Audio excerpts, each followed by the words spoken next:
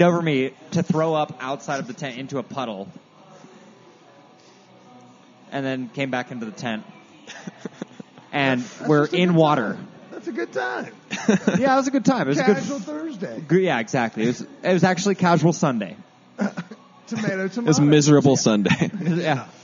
I remember specifically that morning we drove like 60 to 80 miles, soaked to the core, angrier than we had ever been in our lives at our circumstances, and everyone was just so mad. And we got Are to you this. kicking yourselves, or are you Yeah. mad at like the one person that vomited somewhere? No, Or is it like, no. Man, we should not have stayed up till 4 a.m. last night, knowing we all fuckers had to be in this van, packed and ready to go at 9, and we're on the road at noon. No. Like, everyone's collectively kicking each other. No, I think we're just like, there's times where you're just sitting there like, this is my life right now. It sucks. And I think our band has we were really good at like not putting that shit on other people. Like It's more of an existential angst. Yeah, like there's there's just this like cloud that's over you. And everyone's just like, yeah, like we all know we're just like, man, this is not one of the good times. It'll be a great story, but it's not one of the good times. We got to a gas station in like, middle of nowhere in New York after this gig, and we're just like, everyone's like stripping half naked, trying to find dry clothes in the back of their van. And The farmers in their pickups are looking over at us like, what the hell is going on? Y'all got pulled over by Officer Mary last night, Yeah. didn't y'all?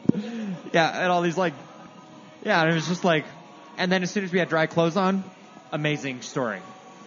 But that's how it works, you're like... Remember when Charlie threw up out of the tent this morning? Yeah. It's a lot better now that we don't all smell like throw up. Exactly, man, yeah. Wash off using the gas station sink. That is a real tour thing. Yeah, and I have definitely taken more than my fair share of gas station sink showers. All right, so let's talk a little tour life. So we like to pick the brains. We want to know favorite cities you've hit for venues, favorite venues you've hit, and then we're going to start kind of migrating into our listeners' favorite segments, which is getting to know your food interests behind, like, late night snacks. We kind of mentioned y'all have a kitchen, but what's the best city that you hit for food as well? So let's start with favorite venue and then favorite cities to play in. Y'all can both have a separate answer. Yeah, you hit that one first, Jack. Man, favorite venue. They're all so different. Like, are we including festivals? Yeah. Yes. Where have you enjoyed playing the most? I had so much fun playing Rocky Grass this last year. We had the good fortune to win their band contest in 2017. So last year we got to play the main stage, open the festival. That was just so fun. Venues. Shout out to Park Burger in Rhino. Oh, fuck yeah! The one next to Osaka Ramen. Yeah, come on. I know that one. That's where it started. We played there like every 2 months, 3 months for like 2 years.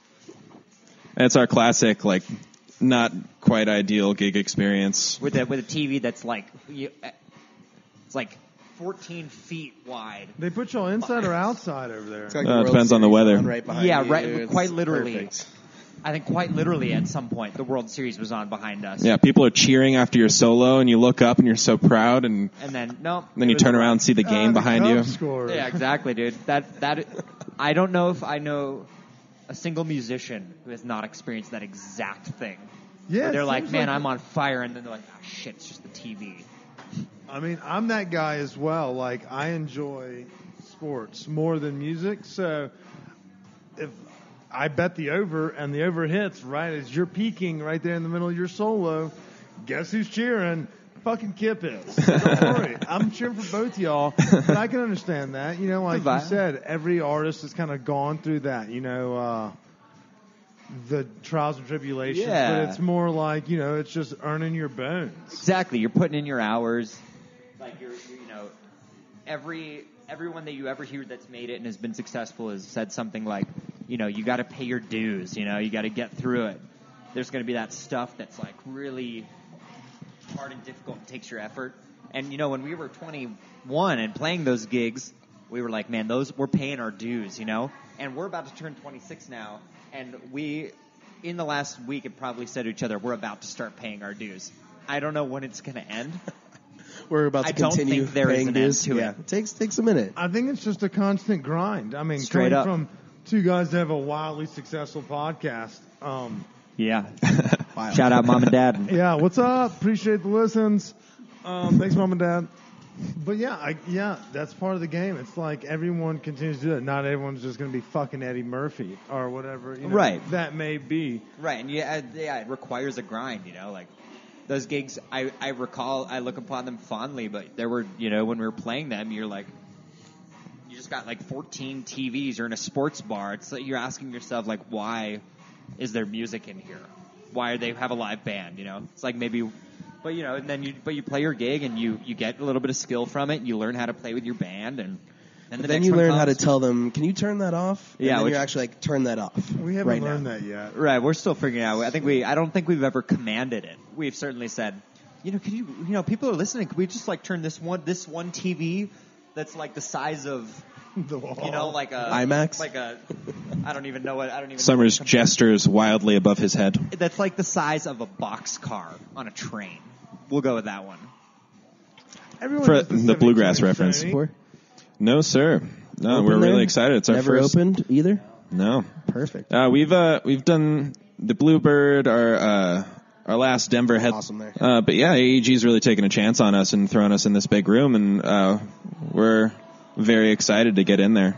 And so for our listeners that are listening at home, if you want to buy tickets, it's not too late. Show is tomorrow, March 15th at the Gothic, right off Broadway, right before Hamden, right where Chad Kelly got his ass arrested for fucking sneaking in some bitch's house and got beat up with a vacuum cleaner. Everybody knows the location. Gothic Theater, Friday night. Also described as next to Moe's Barbecue. Oh, yes. Also next grab to some barbecue Friends before you and get in the Forgot show. about that. Who else is on the show with you? So we got two amazing local bands. We're super lucky to have these guys playing with us. The first band's the Lonesome Days. Shout out Johnny Miller. Johnny Miller, my man. What up, Johnny? One of the great. I don't know how we're gonna have to talk about how you know Johnny Miller, but shout out to Johnny Miller. You're an amazing individual, Johnny. But Lonesome Days are an amazing band. They're here in Denver. Truly one of the great bluegrass bands here in Colorado. They just played the Fox. Just sold out the Fox. Boulder. They sold it out just a few weeks ago, maybe a month ago. The other band, our other opener for the night is Avonheart, who, and we as Meadow Mountain collectively feel super lucky that these two bands are like opening for us because we feel like we're in. This should sell out. How's it looking? It's looking good. Well, it'll be a packed room for sure. It would be. So get these tickets if they're available now at, you said AEG.com. We'll have them, AEG Music. Yeah, you'll find it if you look up Meadow Mountain on AXS. That's where the tickets are, yeah. It's also listed on our website under the tour page. And what's that website, MeadowMountainMusic.com. Give it to him again, Littman. MeadowMountainMusic.com. Calm. Boom. I'm going to pull up. So we usually ask our guests questions, and I feel y'all are going to probably bode pretty well, being young cats, live in Denver. Well, we like to kind of know the nitty-gritty of what do y'all do. Let's say it's off-season or, whatever. Y'all have a week in Denver. What's our happy hour of go-to that y'all like to hit up? This is the time to shout out your local business owners. Where do y'all hit up for local happy hours?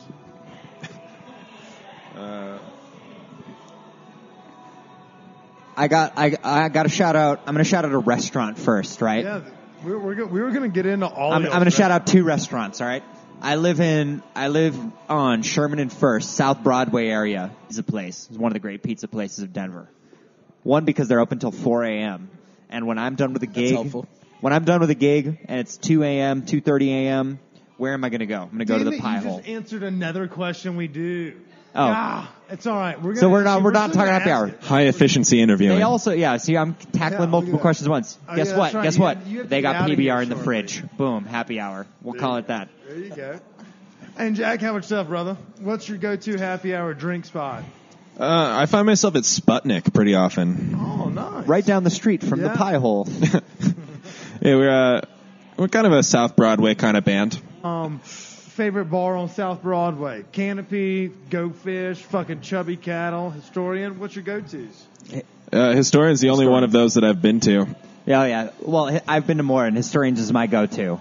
The Rover, Punch Bowl, Hornet. If you get way down South Broadway, I find myself at Syntax pretty often. Yeah. Syntax is dope. Yeah. My day job is playing jazz piano.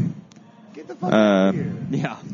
Yeah, so I play mandolin with Meadow Mountain, but the other thing that I do is playing jazz piano, and I get to play in the house band, hosting a jazz jam there every other Wednesday.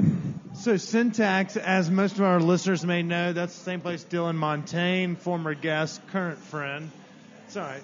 I haven't fucked it up. We're still friends. But he's still playing up there at the Syntax, and they also do hip-hop soul night as well. Yeah. So a lot of cool shit going down at Syntax. We always love to support them. Yeah, cool venue. But y'all are about to run through the gauntlet, boys. This is the biggest conversation point of the night. We like to call this part rapid fire. Hit me. So we're going to, it includes everything from cheap eats to coffees and morning beverages. So y'all ready to fire this off? Yeah, I'm seldom awake in the morning, and I don't caffeinate, but let's do It it. doesn't matter. You can hit Starbucks whenever. All right, Lippman, I'll run it through the ringer for one of them. You run the ringer for the other. Sorry, saying 1 and 4 in the same sentence is through. Sounds like a plan. Not a math guy. All right, so I'll do Jack. You ready? Yeah. Coffee or espresso? Espresso. Wheat or beer? Beer. Vodka or gin martini? Gin. Thick or thin crust pizza? Wait, I'm just going to go back. Vodka martinis are not a martini. All right, next question. Well, I want to know more about We need to that. unpack that one, I think. I'm kind of a cocktail guy. Wait, I'm going to be the resident mixologist at our friend Grace Clark's album release coming up on, what is it, April 5th? Yeah. Dude, Jack's shout out got... to Grace. Hi, Grace. I know you are definitely listening to this. Wait, We're excited for your show. I'm excited for your show as well, but I'm also curious to know why a vodka and fuck tons of olive juice and a couple of blue cheese stuffed olives would not be considered martini. No, I'm a man of opinions, and they're not necessarily my opinions, but I am a man of opinions.